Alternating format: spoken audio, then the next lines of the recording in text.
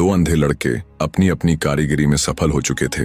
सबसे बड़े वाले ने अंधा होते हुए भी घोड़े को सूंघकर राजा को एक खराब घोड़ा लेने से बचाया, तो मध्यम वाले ने हीरों को टटोलकर उसे शापित हीरे लेने से बचाया। इसी प्रकार एक दिन राज दरबार में शस्त्र विक्रेता आया और बनिए का तीसरा यानी सबसे छोटा लड़का भी परीक्षा में सफल रहा। उसने भी सिर्फ काम आने वाले बेहतरीन हथियारों को ही राजा के लिए चुना।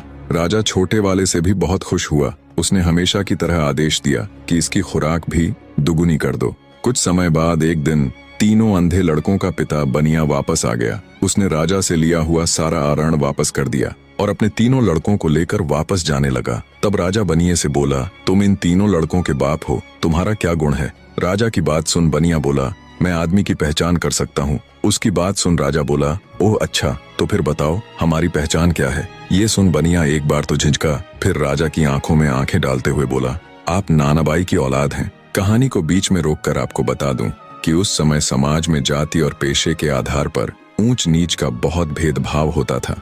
बनिए ने राजा के पूर्वजों को नानबाई यानी एक रोटी या ब्रेड बनाने वाले के वंशज कहकर यह जताने की कोशिश की कि राजा किसी राजवंश से नहीं बल्कि एक साधारण पृष्ठभूमि से आया है। फिर से कहानी में चलते हैं। आगे बनिया बोला, जब भी मेरे लड़कों ने अपनी अद्वितीय पहचान दिखाते हुए कोई अद्भुत कार्य किया तो आपने उन्हें कोई पुरस्कार न देकर हर बार उनकी खुराक यानी खाना ही बढ़ाया है।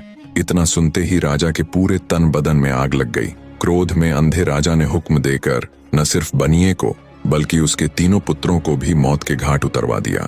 इतनी कहानी कह दैत्य दंभिकासुर राजा विक्रमादित्य से बोला, बताओ बनिए को उसके लड़कों समेत मारने वाला राजा पाप का भागी बना या नहीं? राजा विक्रमादित्य बोले, खून का असर भला कभी जा सकता है क्या? बनिए को समझदारी से काम लेना था, अपने कारण वह बेटों समेत मौत की गोद में समा गया। इसमें पाप का भागी राजा नहीं बल्कि वो बनिया ही था। राजा विक्रमादित्य की बात सुन दैत्य दंभिकासुर बोला, तुमने बिल्कुल ठीक कहा विक्रमादित्य। इतना कह दैत्य चुप हो जाता है। उसे अनुभव होता है जैसे उसके हर सवाल के जवाब के साथ उसकी शक्ति कम होती जा रही है। उसने देवताओं को प्रसन्न कर जो वरदान लिया था उस कारण वो गुत्थियों के दिए गए सही जवाबों को झुठला भी नहीं सकता था। उसके चेहरे पर डर और गहरी सोच देख राजा विक्रमादित्य बोले, क्या हुआ दुष्ट राक्षस, अब किस सोच में पड़ गया? इतना अगर तू पाप करने से पहले सोच लेता तो आज इस दिन की नौबत ही नहीं आती। अपना अगला सवाल पूछ पापी दानव।